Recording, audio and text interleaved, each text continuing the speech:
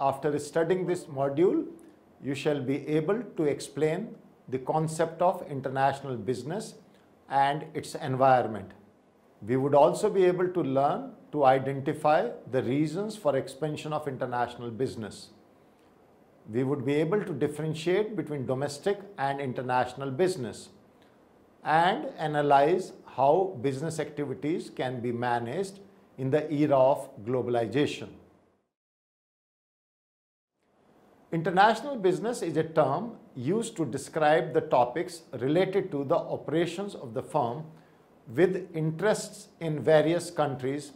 Such firms are sometimes called multinational corporations. Well-known multinational companies include fast food companies like McDonald's, vehicle manufacturers such as General Motors, consumer electronic components like Samsung, LG, and energy companies such as ExxonMobil and BP. Most of the largest corporations operate in multiple national markets. International business means the buying and selling of the goods and services across the border. These business activities may be of government or private enterprises.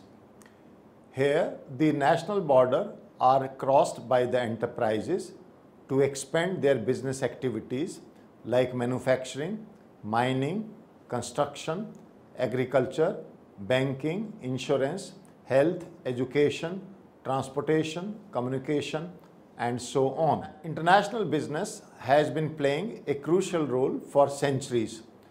The world we share is becoming increasingly interconnected in complex and interesting ways.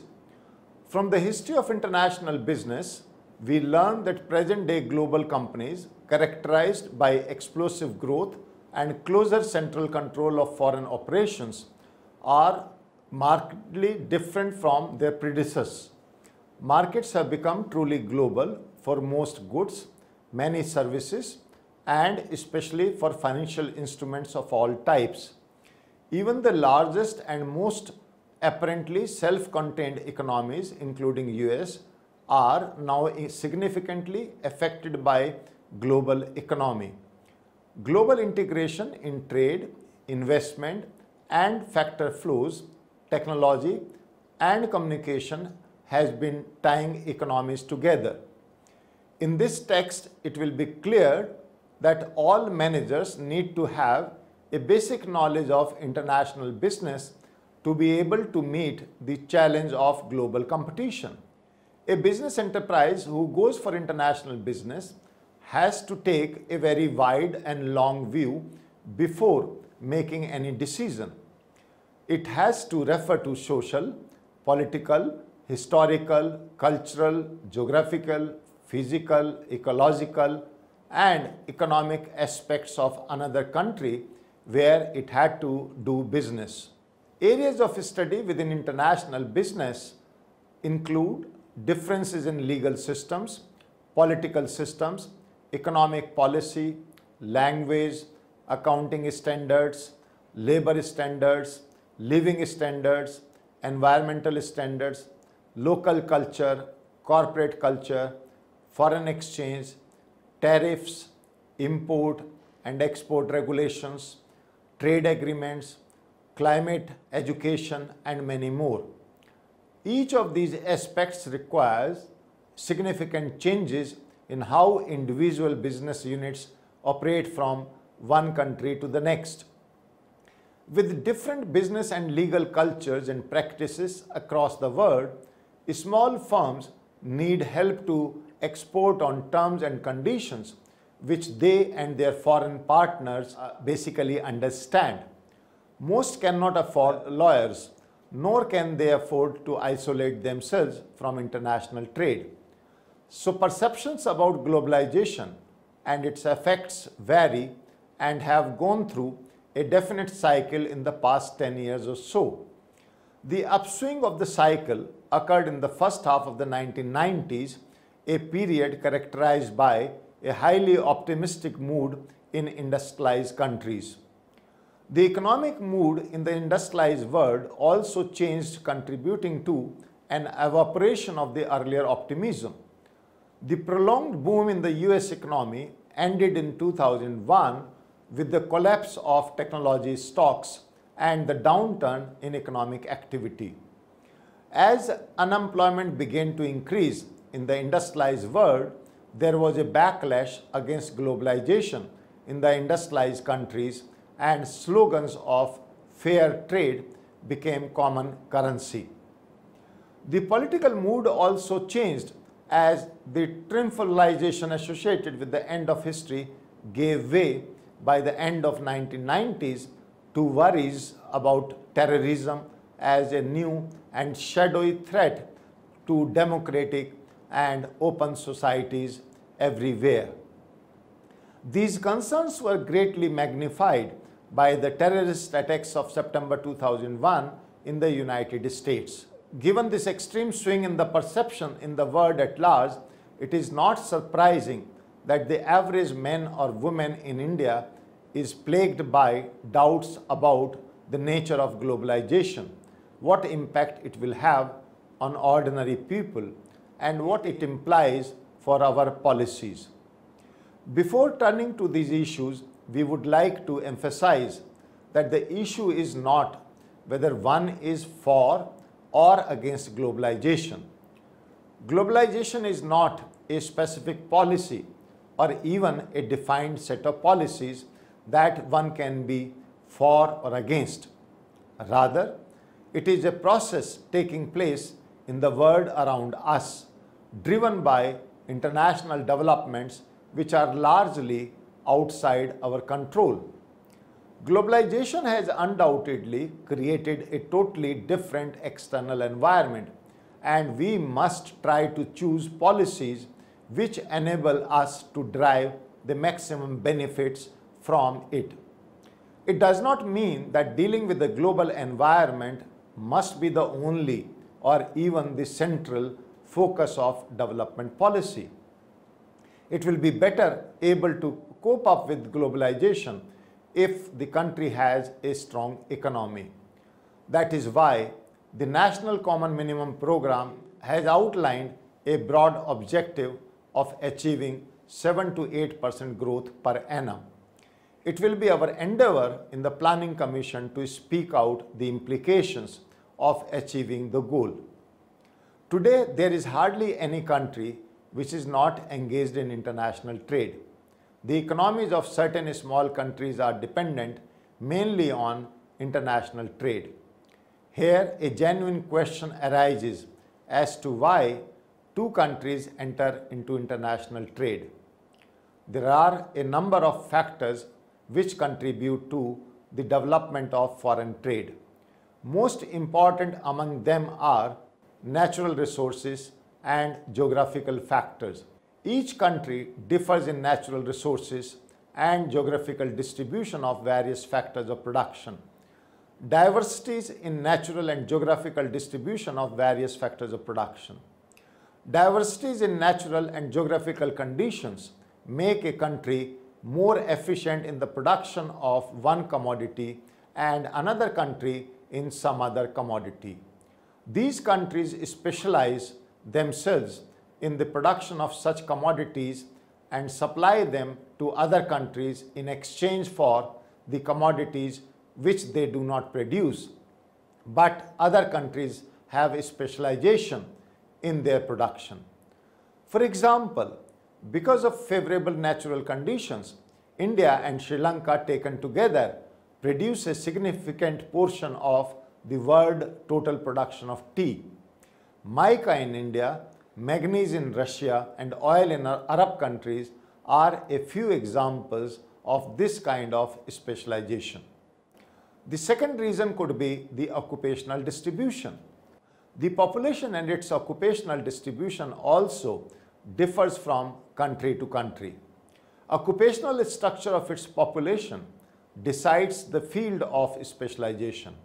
For example, a large part of India's population is engaged in agriculture. Hence, it has specialized in the production of food grains and other agricultural products. England, on the other hand, has specialized itself in the production of industrial goods, as it has abundance of capital and scarcity of land, and a large part of its population is engaged in industries. Thus, countries specialize themselves on the basis of their occupations. Specialization gives birth to international trade. The third obvious reason for international trade is the means of transport. Means and cost of transportation also contribute to the international trade. Industries using weight losing raw material are generally localized at places near to the raw material because the transport costs is the deciding factor. The countries where such raw materials are found in abundance get specialized in their end product. For example, India is a large producer of sugar cane and therefore sugar industry is located mainly in India. At international level, the factors of production are not freely movable because they involve high cost of transportation. Other countries therefore cannot set up sugar industries and shall make imports of sugar from India and other sugar producing countries. We also have another reason for this trade, which is large scale production. So large scale production of a commodity gives many advantages of scale.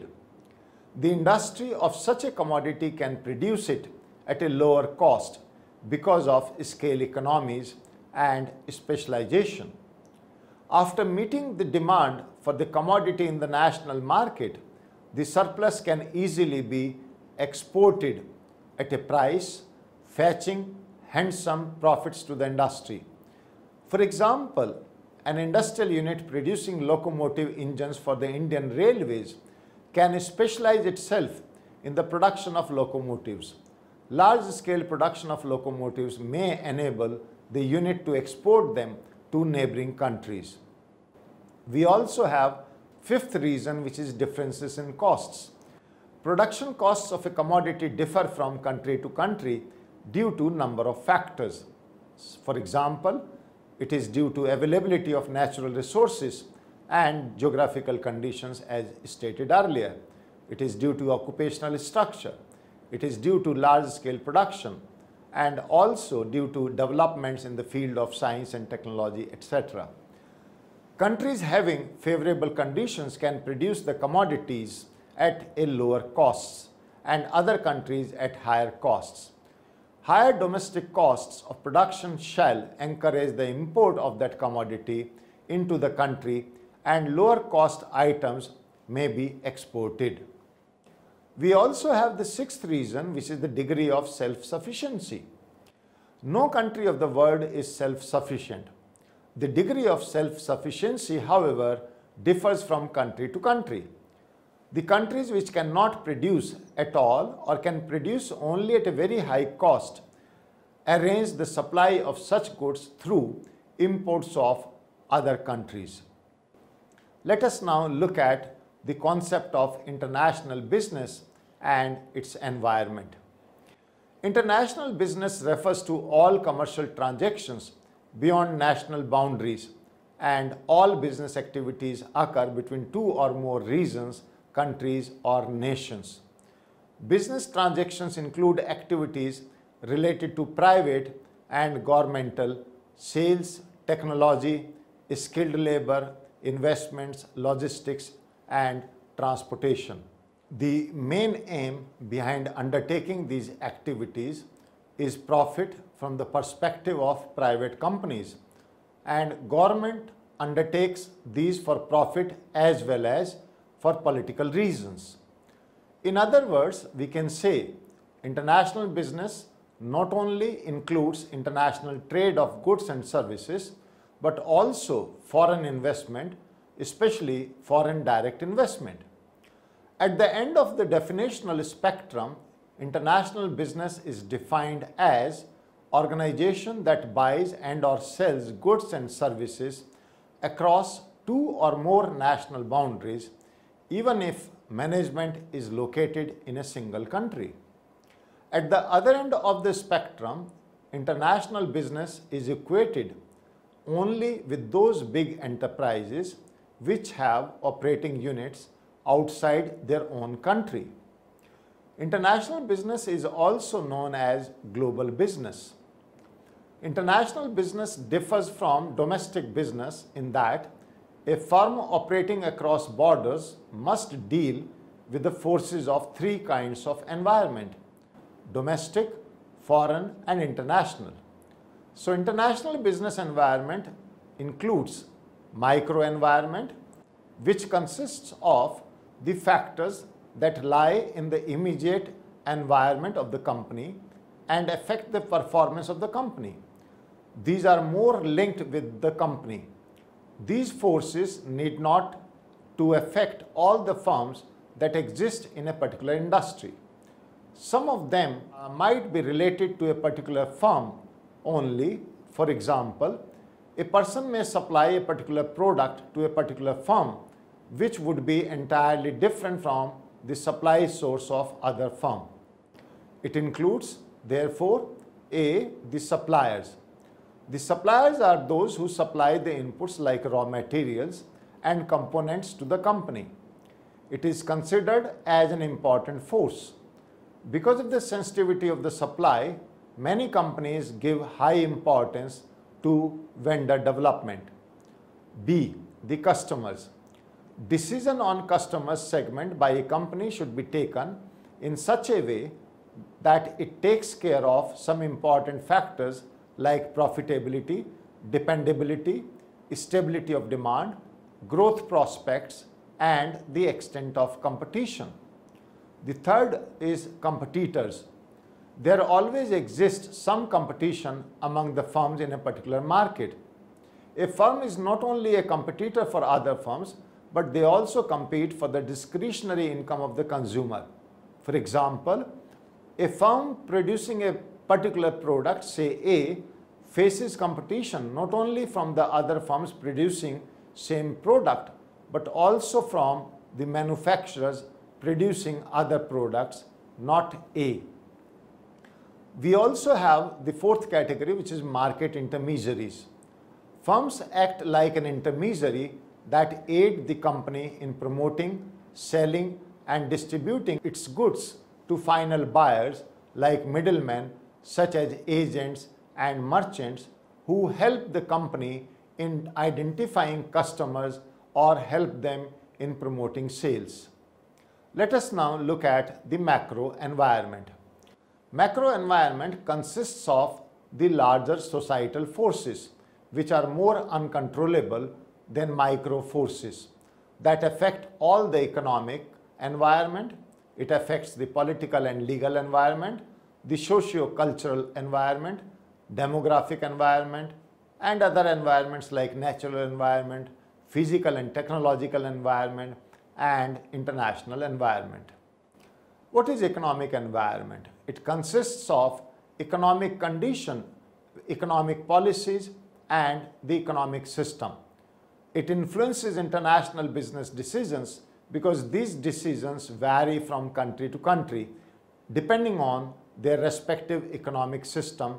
For example, level of income and inflation, health of industrial, financial and other factors, fiscal and monetary policies, and so on.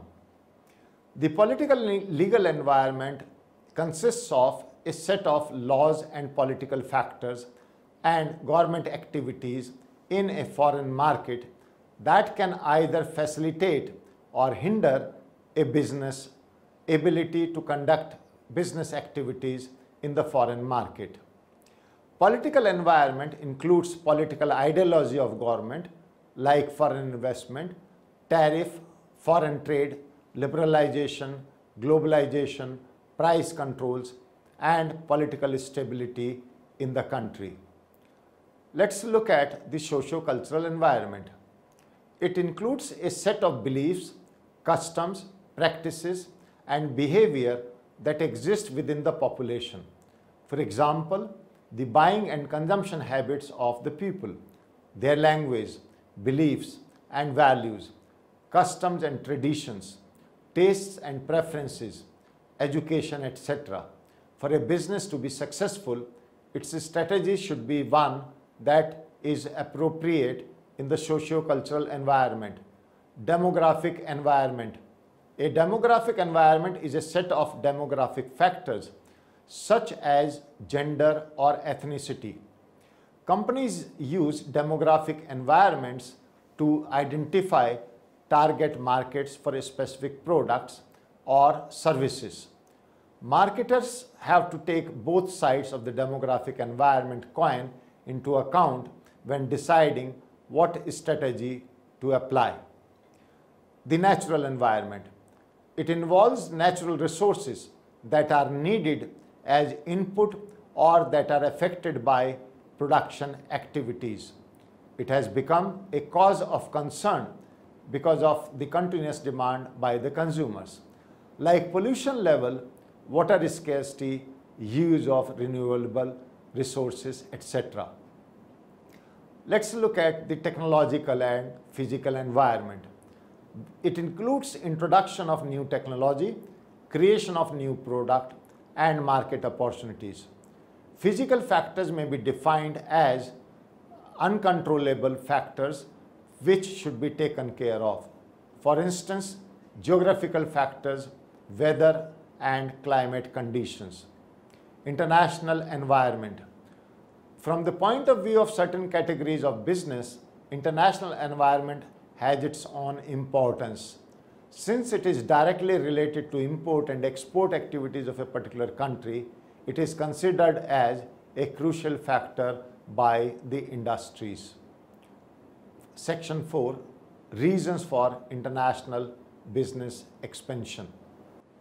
Every firm has a desire to expand its sales and revenue, to minimize input costs, and to have least business and financial risk. There are some other factors that have provided a favorable atmosphere to expand their activities, which are as follows. Technological improvement. Due to introduction of new technology or improved technology, business is becoming more and more global. For example, improvement in transportation and communication has played a very important role in expanding business internationally. Liberalization, which means a removal or reduction of trade barriers, and it has opened doors to foreign multinationals and allowed them to set up their organizations. It helps in easing the movement of goods and services and resources and taking advantage of international opportunities. We also have emergence of supportive institutions. There has been a huge development of supporting institutional arrangements made by business and government, which has resulted in easy flow of goods and has reduced risk to some extent. Low cost input. Labor is considered as one of the important input factors for business. In developing countries, the labor costs are low as compared to developed countries, which give incentive to developed countries to shift or diversify production activities in developing countries and consequently earn higher profit. We also have global competition. Firms always find it favorable to operate internationally due to certain reasons. A. It helps in introducing new product globally. B. Because of large scale of operation. And C. Because of international identification of domestic companies, competitors, and suppliers. Let us now quickly look at the difference between domestic and international business. Domestic business includes all the business transactions conducted within a border of a particular nation or a commercial entity. Whereas, international business includes all the commercial activities conducted beyond national boundaries. International business includes import-export, licensing, and franchising, as well as foreign investments. It helps nation to gain foreign currency, whereas while doing business domestically, firms earn domestic currency only. Both domestic and international business create employment opportunities. Through international business, firms can earn higher profits than operating in domestic environment. International business provides an opportunity to firms to share latest technology worldwide. It also results in cross-border cooperation and agreements because of healthy political relations among nations. Section 6. Managing business in the era of globalization. Globalization has become the buzzword that has changed human lives around the world in a number of ways. The growing integration of societies and national economies has been among the most fervently discussed topics during recent years. Firms in the era of globalization determine its strategies and behavior so that it can respond to environmental changes. The high degree of economic integration also poses economic and financial constraints in the path of business operations. Globalization offers challenges as well as opportunities for business enterprises. Some of them are as follows. First, the introduction of foreign companies in domestic territory raises level of competition. Second, reduction in tariffs gives way to case of market access, which enables foreign markets accessible as well as increases competition. The third, removal of trade barriers and liberal investment regime enables companies to invest everywhere and expand their business activities outside the domestic area. Fourth, it motivates integration of business operations globally. Fifth, globalization is a help in development of capabilities across the world. Sixth, managing its business across highly divergent and fast-moving markets require a laser-like focus on execution and operational works. The companies must develop highly flexible business models that enable them to face and respond to new opportunities and threats. Next, they must make efforts to ensure a strong talent pipeline that will provide them with the skills and capabilities to thrive in constantly changing conditions and to take steps according to it. Firms can expand their scale of production by being global. In other words, they can reap the benefit of economies of scale by expanding its activities internationally. Global companies can be differentiated by their strong global position in terms of global aspects, capabilities, brands, and their relative resilience to shocks and even to business cycle. The global strategies adopted by business and enterprises may include the global conception of markets, multi-regional integration strategy, changes in external organization of multinational firms, worldwide network structures, etc.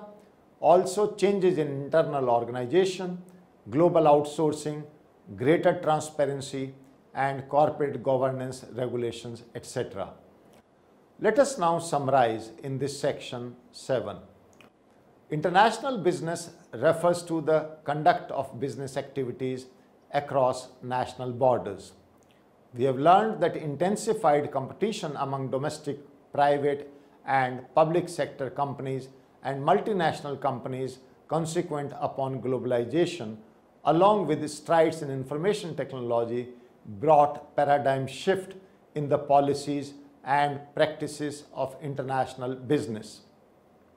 We have learned that the recent global economic recession changed the magnitude and direction of international business and the status of some of the countries from the global leader to follower and vice versa. I am sure you would appreciate that we have also tried to understand the reasons for expanding business operations overseas, which include technological enhancement, liberalization, availability of inputs at a very low cost, existence of supportive institutions, and worldwide competition. We have also learned that international business includes much wider activities than domestic business activities. Globalization, on the other hand, offers opportunities, but on the one hand, it also puts challenges for businesses which sometimes affect the activities of the firm to a great extent.